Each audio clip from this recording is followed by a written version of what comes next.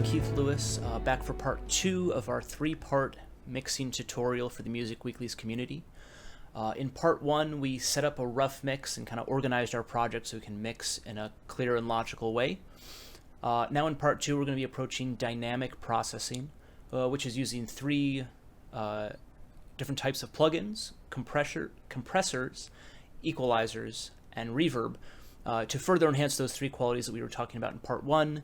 The breadth, which is the left-right stereo image of our mix, the depth, which is the image forward to back, and the clarity, so being able to hear every instrument at any point in the mix. A little bit of preamble before we get started. First of all, something I should have said in the first part of the video series is nothing I'm doing is a hard and fast rule. Everybody has different goals with their mixes. Everybody's going for different sounds. These are all just techniques that I've used that have resulted in mixes that have made me happy and apparently make other people happy, because otherwise they wouldn't have asked me to do this. So all the plugins that I'm using here are either stock Reaper or plugins that I got for free. So I'm not using any advanced technology. I didn't shell out thousands of dollars for plugins for the most advanced tools. It's just technique. And the instruments that I'm using all come from Native Instruments Complete, except for the guitar, which was recorded live, and I'm running through Guitar Rig, which is also part of the Complete package. So before we start, let's just go ahead and listen through the piece, see where it's at after our rough mix from part 1.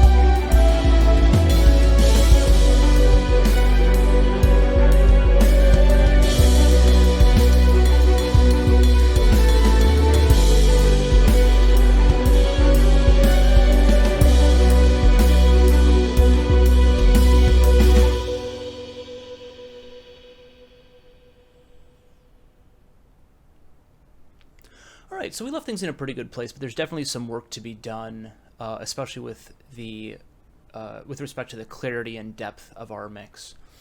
So let's start off with what I generally think is probably the scariest of the plugins, and I see the most questions and discussion about, which is a compressor. And I see a lot of weird feelings about compressors where people talk about the loudness wars and the sort of general philosophy of compressors are bad, which is not strictly true. Definitely they have been used improperly for a great deal of recorded music, but they're also incredibly useful and incredibly helpful. So let's talk a little bit about what they actually are and what they do in a mix. So in simplest terms, what a compressor is doing is it's reducing the dynamic range of a track.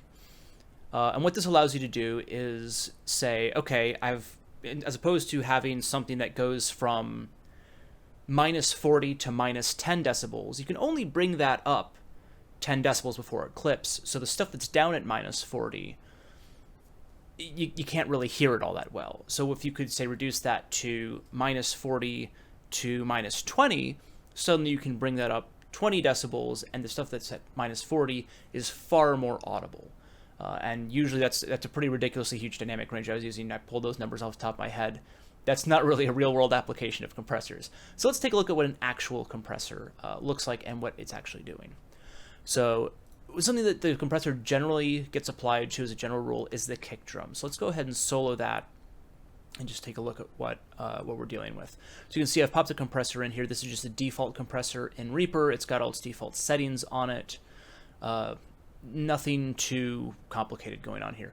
Now it looks like a giant mess, and there's a lot going on here that you don't need to worry about if you're just getting into compression for the first time. There's really only two values that we're going to be worried about with regard to our mix today, which is the ratio and the threshold.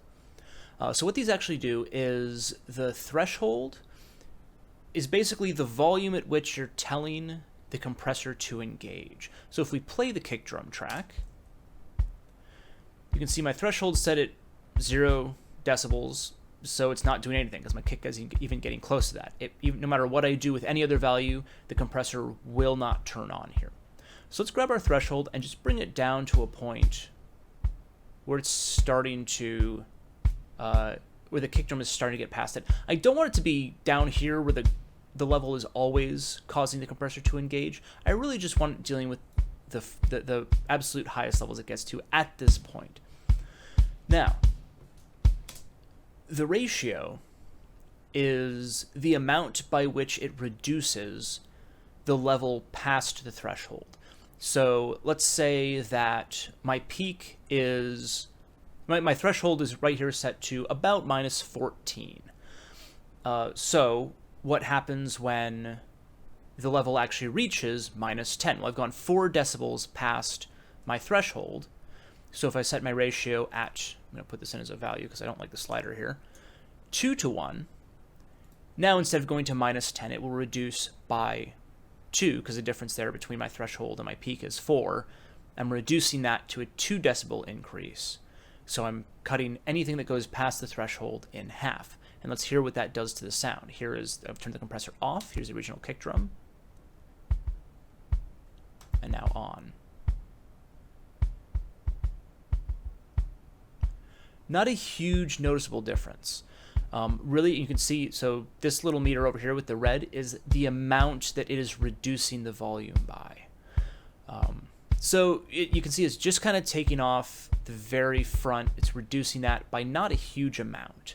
And generally, I actually find with compressors, a good place to start is around 2.5, a ratio of 2.5 to 1. You can see it's making a little bit of difference. Also, the kick drum's hitting harder here. You can hear it starting to really affect the sound. So if I stop talking for a second, we go back to where it starts to really hit hard. I'll turn the compressor off and on, and you can hear what it's doing.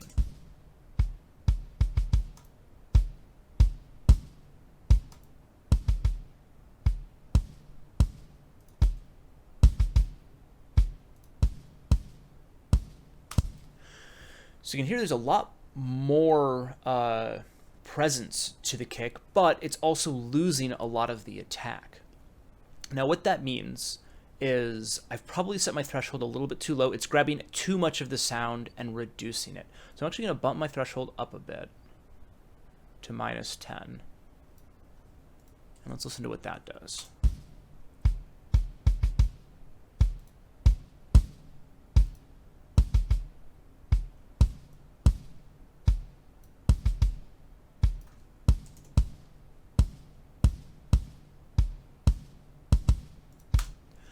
Okay, so what you saw me do there is I was listening. I was saying, well, it's getting the attack of the kick drum, and it's really killing it, but then it's not really that control isn't carrying through to the tone part of the kick drum, where you get that woof. So I wanted to bring the threshold down a little bit, and I just increased my ratio a little bit because what I'm aiming to do is make every part of the kick sound more audible. I'm taking the attack and reducing it so that I can bring the tone, the woof, up without the attack being so out of control and causing the channel to clip. So let's listen to what that's doing now.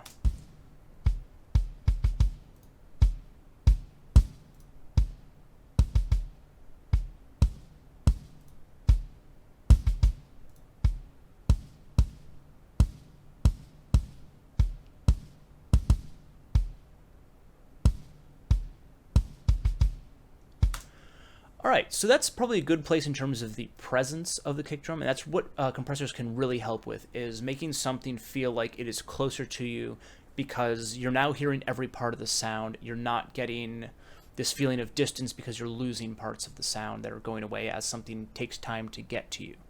So like I said, the kick drum is usually something that gets compressed pretty universally, as will the snare drum.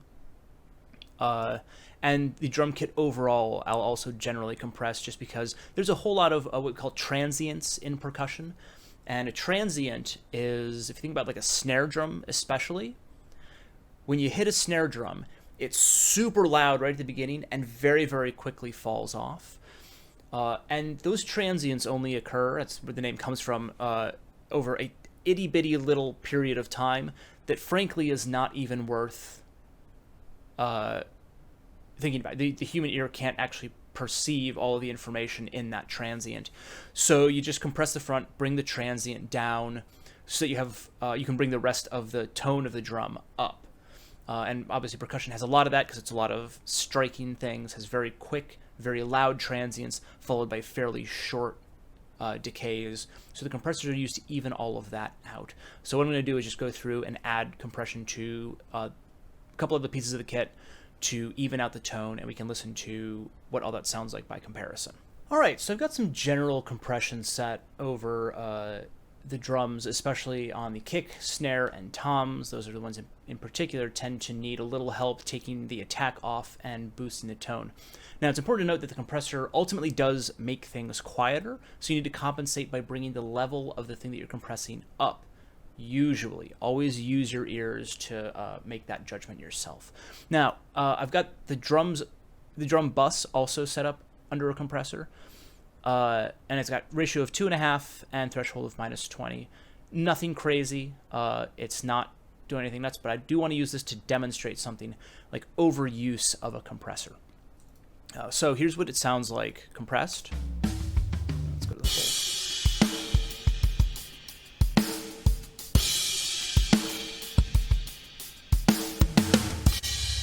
Okay, so that's the general compressed sound that we're dealing with here. Now let's take a look at what happens when we over-compress the drums.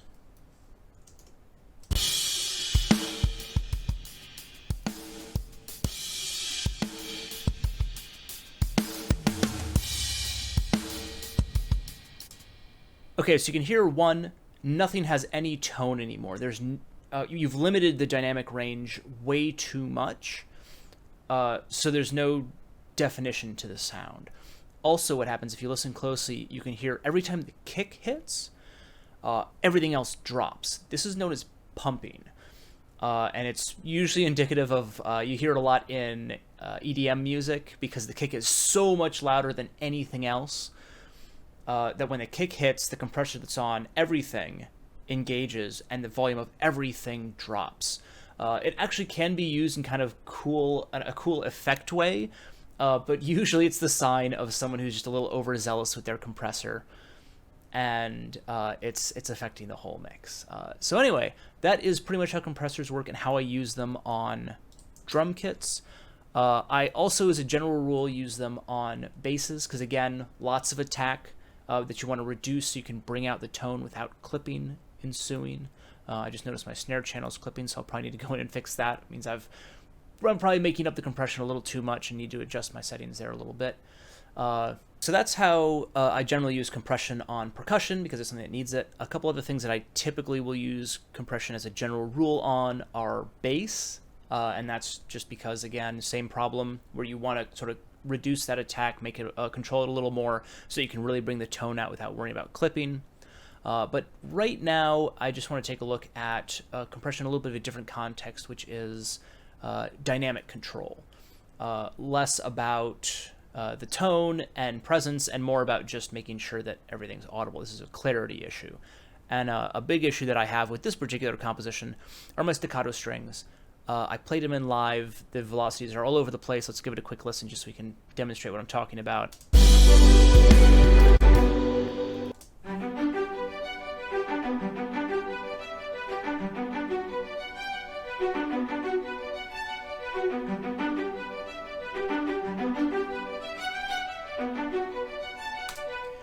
You can hear it as being a lot heavier with my left hand when I played those in than my right, and so the volume's kind of all over the place. So let's go ahead and compress this track as well. Now this is a little bit of a fine line that we want to walk with this one, bringing in compression on this, because we really don't want to lose the attack, because that's what's going to make this cut through, but I want consistency overall. So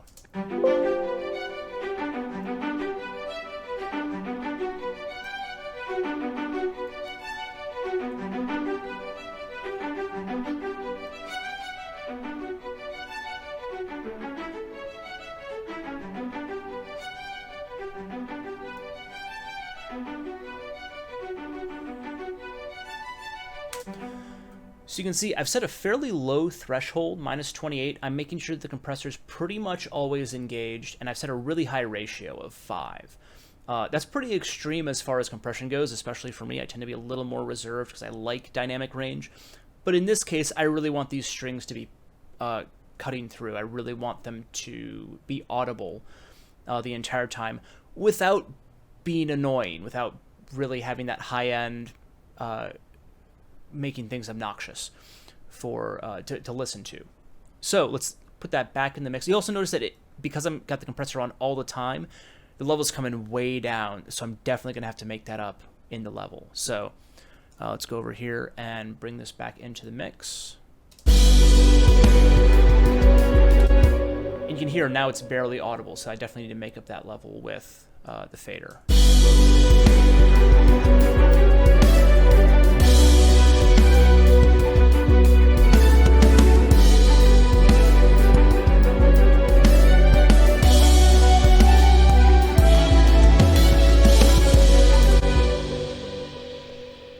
It's definitely way more consistent. I can, before, here, when I turn the compressor off and bring the level back down,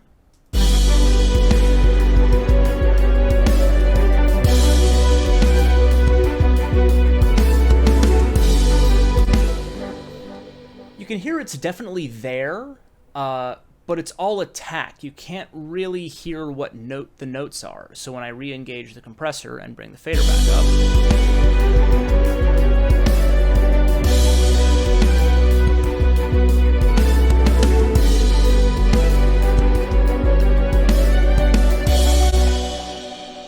I can hear pretty much every note and could probably do an actually pretty easy transcription of that now, because I can actually hear what each and every note is, as opposed to some of them being there, the lower notes being a lot more present, and the higher ones really fading away as they go in there. So that's just another application of what a compressor can do to really help your mix, to bring out parts, make them audible without being obnoxious.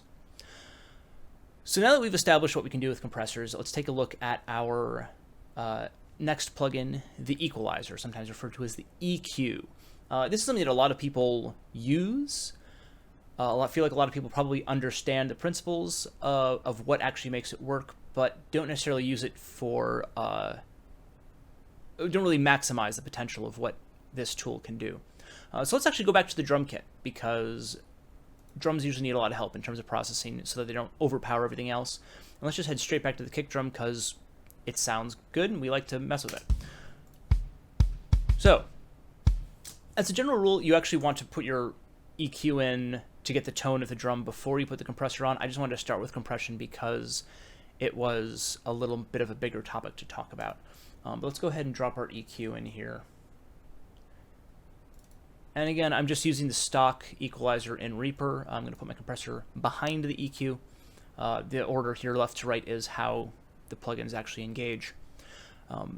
So we've got a multi-band EQ. Let's talk a little bit about what all these controls do. Now, for an equalizer, there's really three qualities that you want to deal with. The center frequency, the gain, so how much of that frequency you're adding or removing, and the bandwidth, which is not the right word to use to describe this quality, actually. You will sometimes see bandwidth referred to as the letter Q, which is a far better way to refer to it, because frequency, perceived frequency, and how we are able to hear it is a logarithmic unit. So the difference between 100 hertz and 200 hertz is very, very, very noticeable. Like if I have a center frequency of 50 hertz and a bandwidth of 100, or excuse me, a bandwidth of 100 hertz, that's a huge range. It's a huge frequency range that I'm cutting out. 100 hertz from like 10,000 to 10,100 hertz is tiny. It's barely noticeable because of just the way that we deal with, because of the way that frequency, they get much, the way that we perceive them gets much closer together the higher the frequency we go. So Q is actually a ratio of the center frequency to the bandwidth. So it's important to note that high bandwidth is actually low Q, or high bandwidth is low Q, and low bandwidth is high Q. So high Q is a very narrow range of frequencies that you're dealing with. So let me come over here. We've got our kick track soloed, and let's just listen to it to make sure that the tone is what we want to be. I'm going to disengage the compressor here so we can really hear what the kick drum sounds like.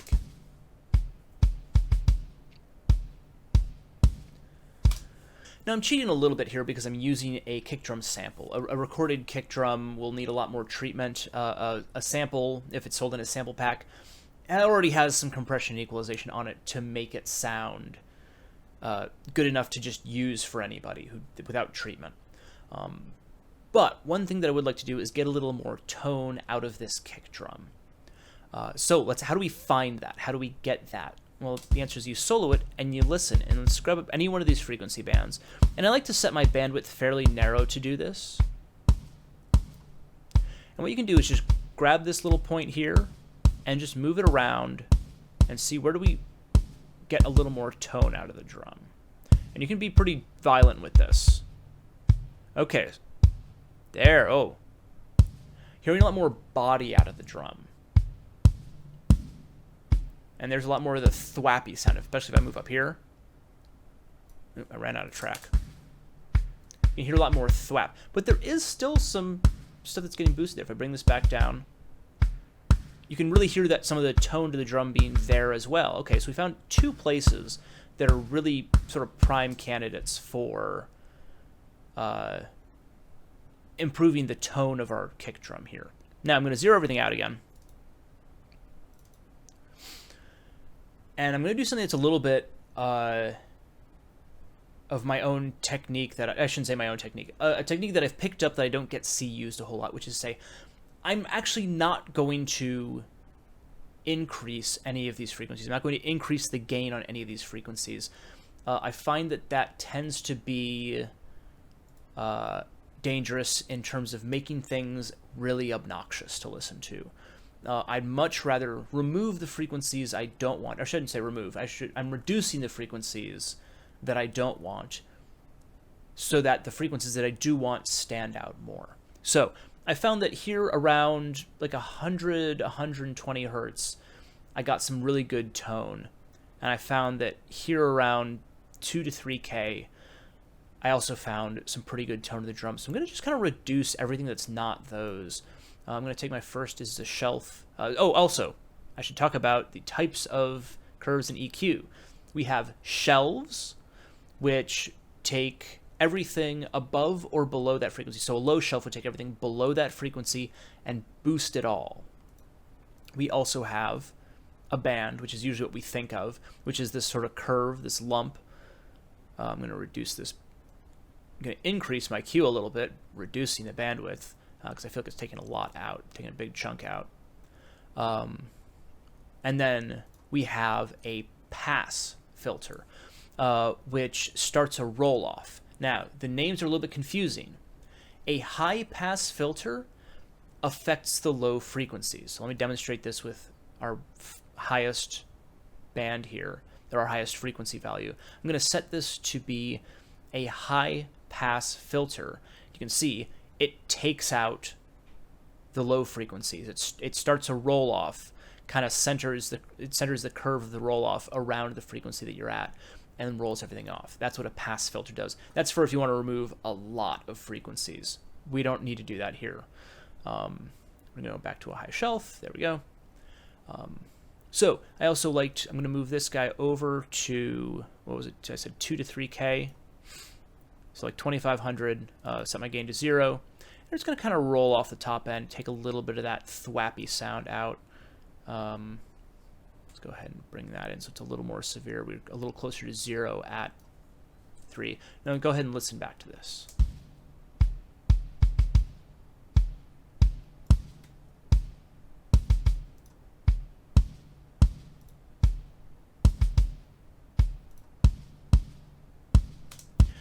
You can hear how much more of the tone, the ringing of the drum you can hear there, even just a little tiny boost. I'm not doing a whole lot with the EQ here. My low shelf is 1.7 dB, which is barely noticeable. I'm actually going to bring that up a little bit more and just see what it does.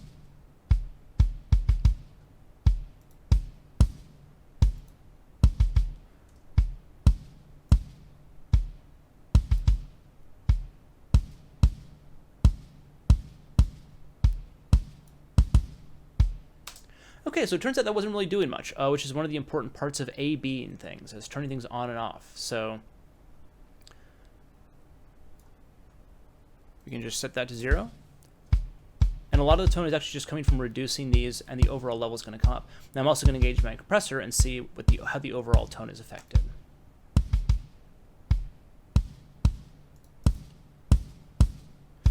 There's all the thwappiness, the attack. There's a whole lot more body and a whole lot more tone to that drum. So now let's put it back in the overall drum mix and see how that affects things.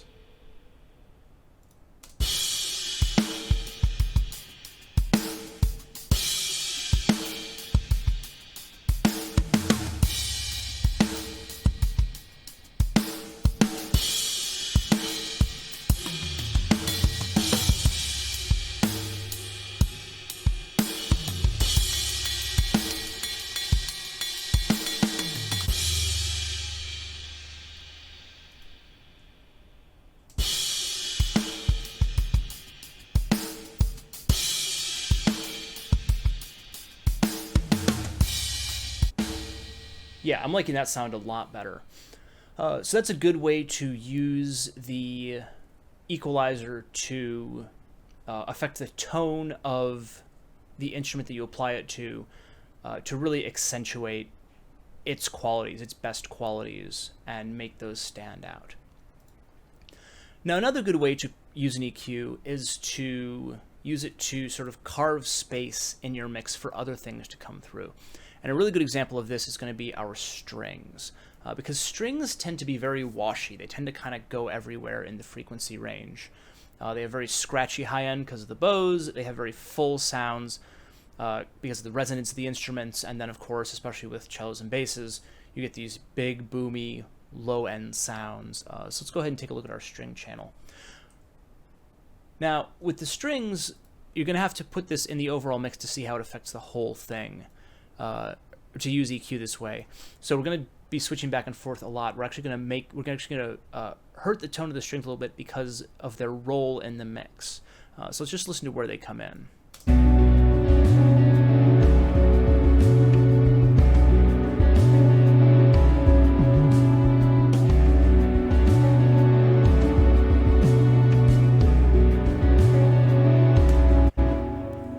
So the big problem that the strings are causing right now is they exist right in the same frequency range as my melody instrument, my lead guitar there. So the first thing I actually want to do is go up to my guitar track and figure out which are the frequencies that I want to be bringing out there that I'll be removing from the strings. So what I'm going to do is actually solo just one of these guitar tracks. I'm going to pan it center just so we don't have to deal with it being in only one ear. Good, and let's go ahead and pop an EQ in there and figure out where these frequencies are that are really going to make this lead line sing.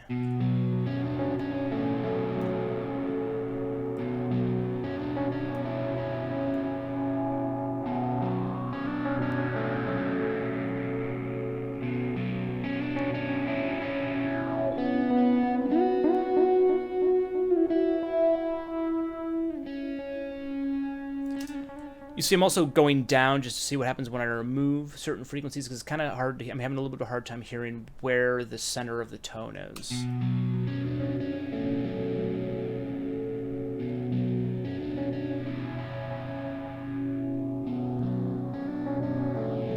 All right, so I'm actually finding it's pretty much dead center. You'll notice that when I land this curve here, it really kind of sucks a lot of the body of the note out of it.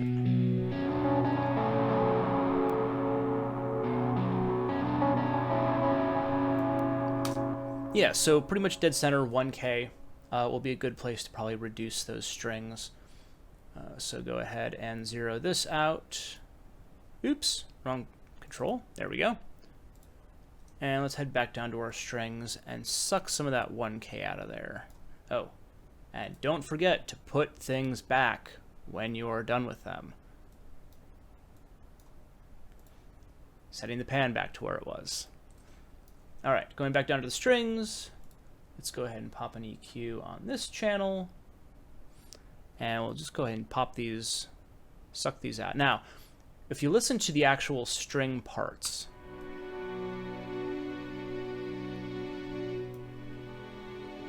when I suck the 1K out of it, it takes a lot of the sound.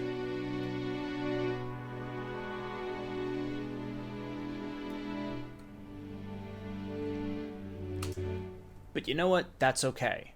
Because it's not there to be really heard so much as it's there to be felt. I just want the nice supporting pad quality to be coming from these string patches. So let's put them and the guitar together now, which I believe is guitar 3, but I don't remember, so I'm going up here.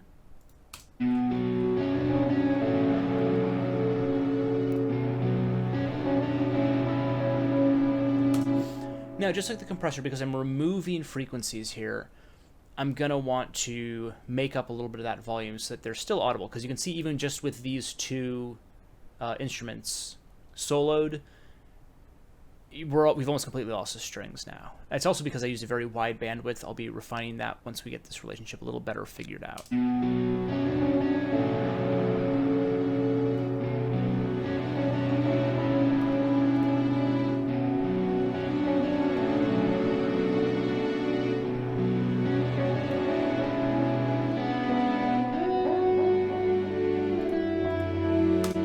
All right, let's see how that goes in the overall mix.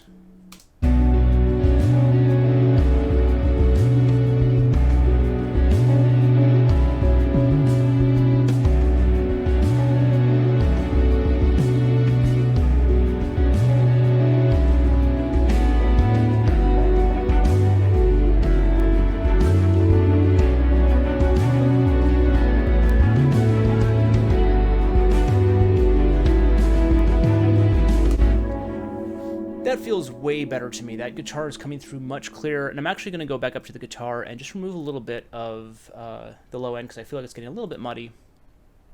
So actually, you know what, just to make my life a little bit simpler, I'm going to go ahead and do this as a group channel and just let's take some those low mids out of there to make the frequencies that we want stand out even more.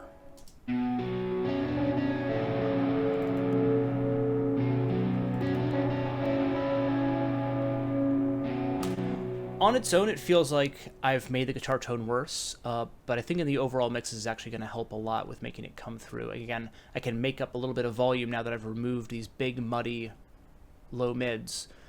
I can bring the volume up a little bit to make it even clearer over the top of everything else.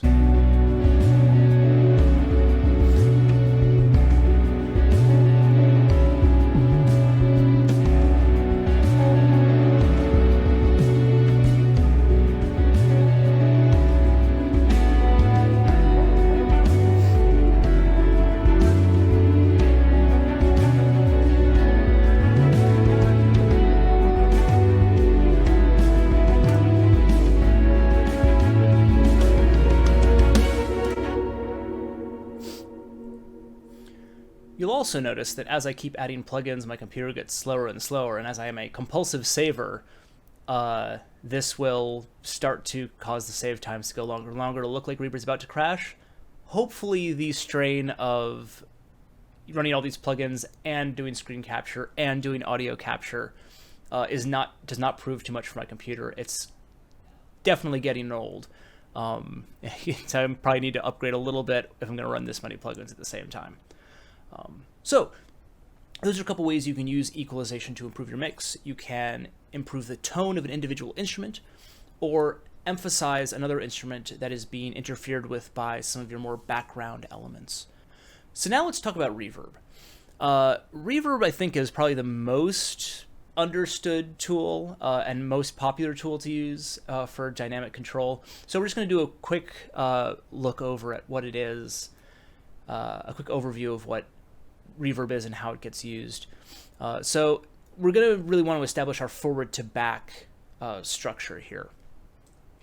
And reverb is generally one of the last things that I add when I'm establishing a mix because it tends to muck with everything else and just adds this color that can be very, very beautiful but can make things very, very complicated as well. So I want to get as much squared away before I add reverb as I can.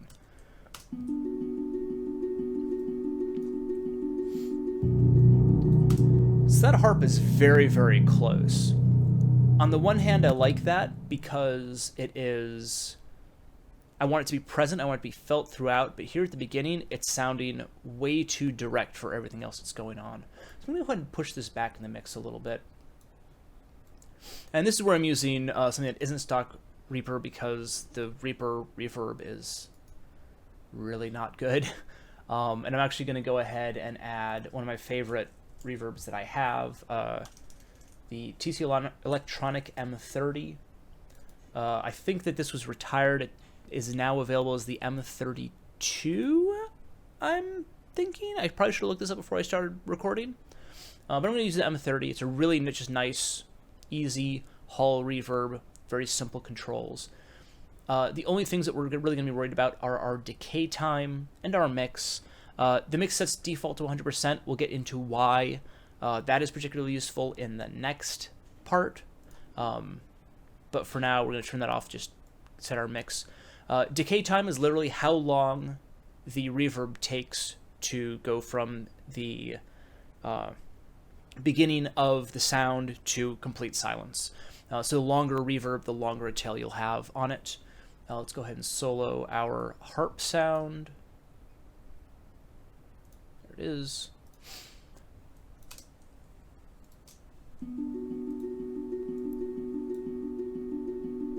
Okay, so this is with it engaged, and it goes away. And even soloed with this very subtle, I've got about a 30% mix and decay time of a little over half second, which is not an extreme setting. That's pretty subtle. You can hear how much more distant it sounds.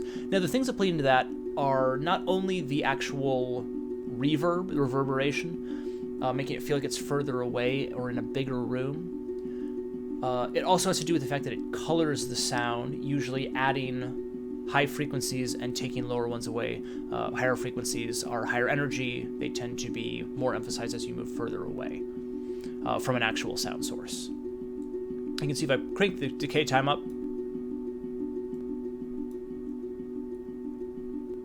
things get kind of muddy, you lose a lot of the definition. If I boost the mix, it becomes all reverberation because it's something with a lot of notes in it. Or I shouldn't say a lot of notes, but very repetitive notes. Oops. That's all you tend to get. So I'm going to bring this back down. I don't want to move it far back. I don't want to lose the presence that I have.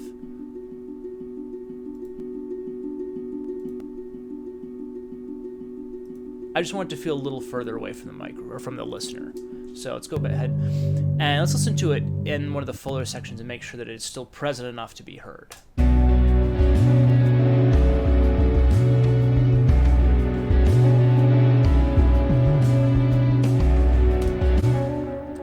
Okay, I've pretty much lost it there.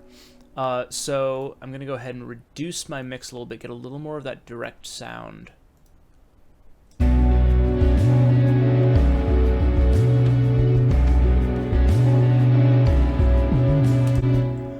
It's subtle, but it's back, and which is exactly what I want. I don't want it to be a instrument that's all the way forward. I just want it to be audible. I want to be able to, I want that clarity to be able to hear it. I'm also just going to do that to my strings, because once again, the strings are pads. They are meant to be supporting everything else. So go ahead and pop an M30 reverb on that.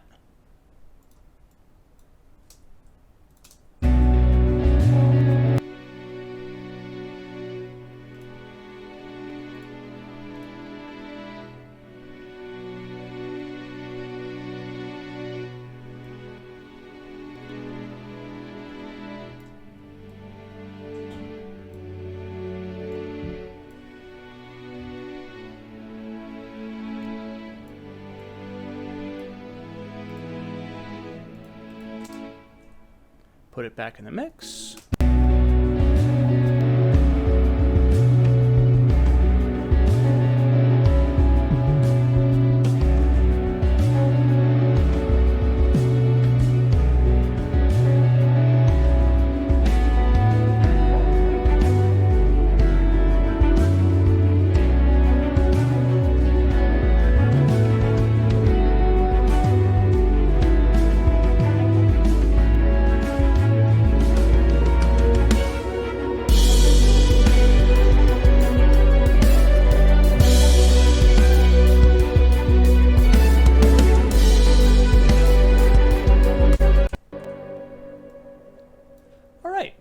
So let's go ahead and listen back to everything, make sure there's nothing that's really standing out to us as a problem, given the equalization, compression, and reverb that we just added to the track.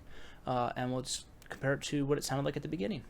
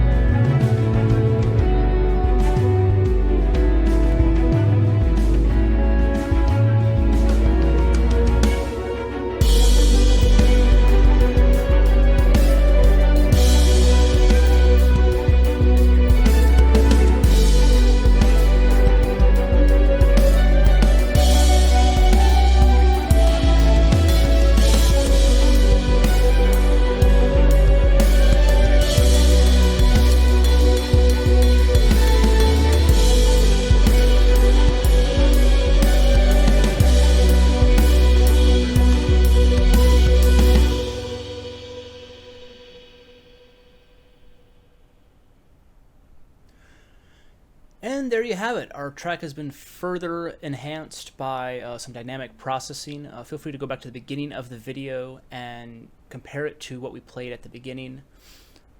Thank you so much for watching. I've been Keith Lewis. You can find me on social media at KeithAmHere on both Instagram and Twitter.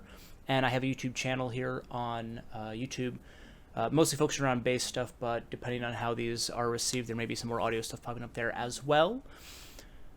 Make sure you subscribe to this channel for more helpful tutorials and seminars like this one. We've got a great mastering tutorial coming up from Chris Scribner. I think that's how you say his last name. Chris, leave a comment. Tell me how I butchered your last name. And there's already a great video series on copyright and artists' rights up on the channel right now. So go ahead and go over to the channel and check those out. Once again, thank you so much for watching. Stay tuned for part 3, which should be up next month. And if you haven't checked out part 1, go watch that to see how we got to the point we were at when we started this video.